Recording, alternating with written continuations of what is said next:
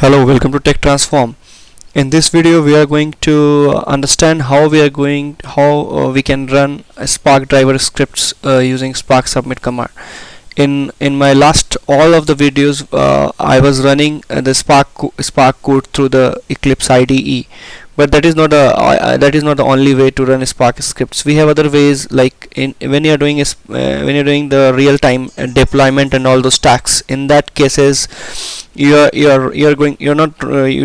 not using a Spark IDE or Eclipse IDE to run your Spark code. So we have a Spark provides a Spark hyphen submit command. So using that Spark submit, you're going to deploy all the codes, and you're going to execute all of your driver programs. So let's see how we are going to run any Scala program with the Spark submit command. Also, there is a tool, open source tool, build tool, also available as SBT, that is also we are going to look in the future. So what we have to, before running with a Spark submit command, we have to make sure couple of things. Let's say in our program, Spark program, what we are used to do, let's say we are exporting some using some data set that is reside in your local file system. So if you are going to give the same path and you try to run on a cluster using Spark submit, so that's not going to work, because you're given your local path. So you have to make sure your path is correct and give the relative path. Or also, if it's better, if you have a files, if your file or data set is getting stored on either HDFS, S3 or etc., so better use that, and you can rather than setting inside the Spark program, you can set it from the Spark submit command line itself. So, and the next step, what we have to do, we have to packaging our Scala project, where we used to write a Scala program for Spark code. That we need to package it and convert it into a jar file using IDE. We can do that. Also, finally, we can use Spark submit to execute our driver script outside of the IDE. So it's not needed that we have to use our IDE every time in order to run Spark code. So the basic command syntax is, it will start with Spark. It starts with Spark submit, then hyphen class. So this is the class object that contains your main function. Let's say we have a lot of example like word count and all those. So here we have to give the main method main method of a Scala object. We have to give where is our main method, and we have to give, like, it's same like setting your run configuration in running Spark driver script.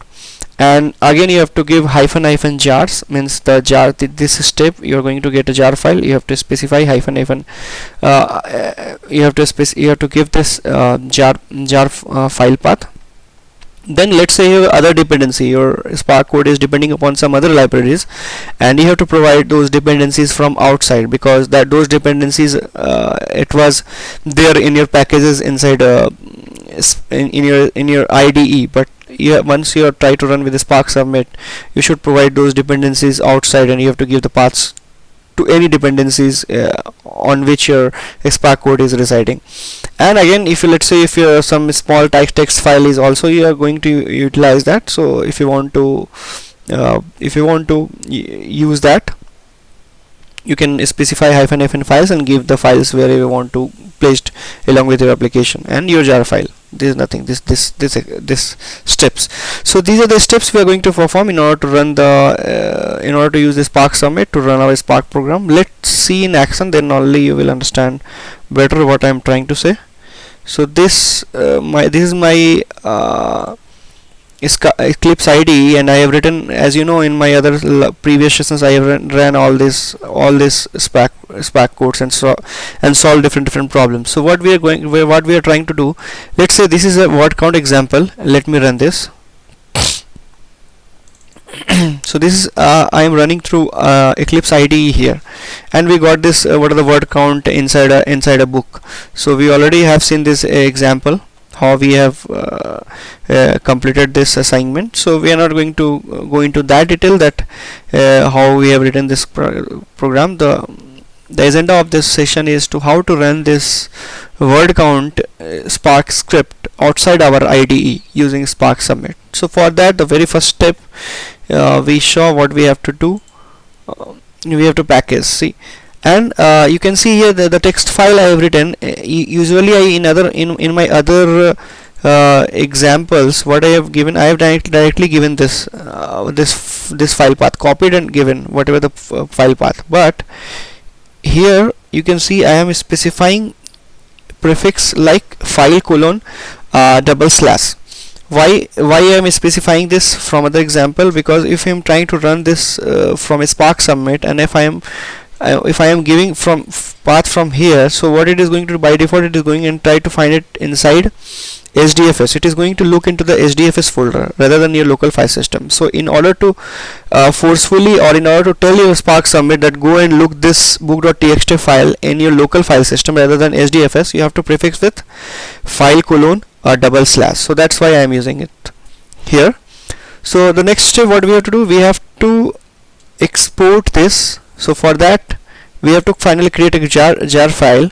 For that you have to right click on the packages, on the package spark.code, then export. Then you are going to get this jar file. So choose Java and jar file, because every Scala program is finally going to run finally it's going to create a jar file, and because it's finally going to run under Java, so that's why we are choosing a jar file here. Then next.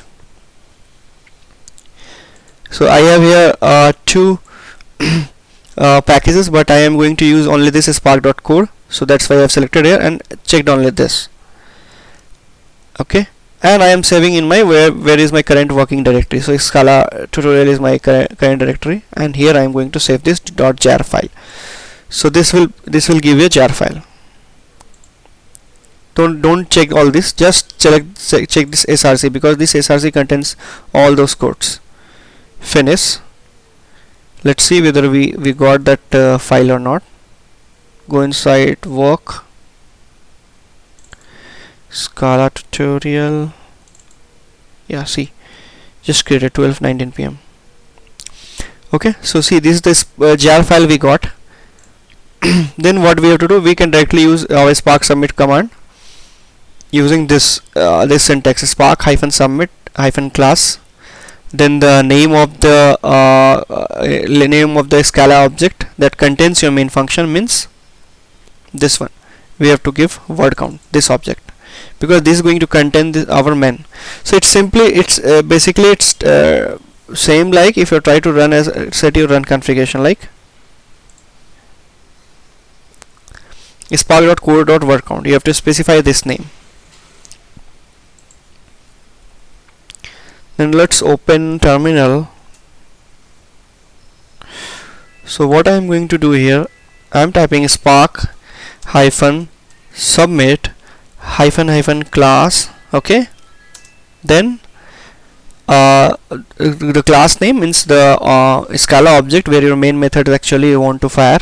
So we are going to run this word count. So for that, spark.core.word count, spark.core.word count is W capital word count. So this is the Scala object we have given where our main method is, right? So, and after that the path of the jar file. So jar file is nothing, this one. Copy, Control-Shift-V. So Spark Submit. So Spark Submit comes with a lot of others attribute. Let's say in this program, what we are doing, we are running we are setting this master as a local star, means it is going to run locally, not on cluster. So if you are going to run your Spark code on a cluster, you don't have to, you must not set this in your file, because what happens if you try to run this Spark Submit with attributes to specify to run specifically run this word count on a cluster, it is not going to do that, because inside your program you have explicitly written it is going to run locally, so it is going to override that. So be careful wherever you try to run on a cluster. Right now I am going to run on this local machine, that's why I am setting it letting it as it is. Spark Submit, then -, class, then the actual main method where your main method is there, and what program you want to execute. I want to execute word count. If I want to execute others, I should give this, I should give those name. and the actual path of the where we packaged and created a jar file, Java runtime file for that. Okay, then enter. So it started running. We are not using IDE to run. See, we got that output also. So it's a pretty very powerful in real-time scenario. Nobody is going to use IDE to run and deploy the code. So if you're going to deploy and run your code, we are using Spark submit command. So it's very powerful. It's come with a lot of different attributes to pass to set configuration from here also. And let's say your Spark code is expecting some parameter from outside as a command line argument, that also you can specify. So this Spark submits is very handy, and it has a lot of features, and you can utilize that. So that's all for this video. In later video I'm coming with SBT, that is a build tool, and we are going to see that how using SBT tool we are going to run this Spark code. So that's all for this video. Thanks for watching. Have a good day. Bye.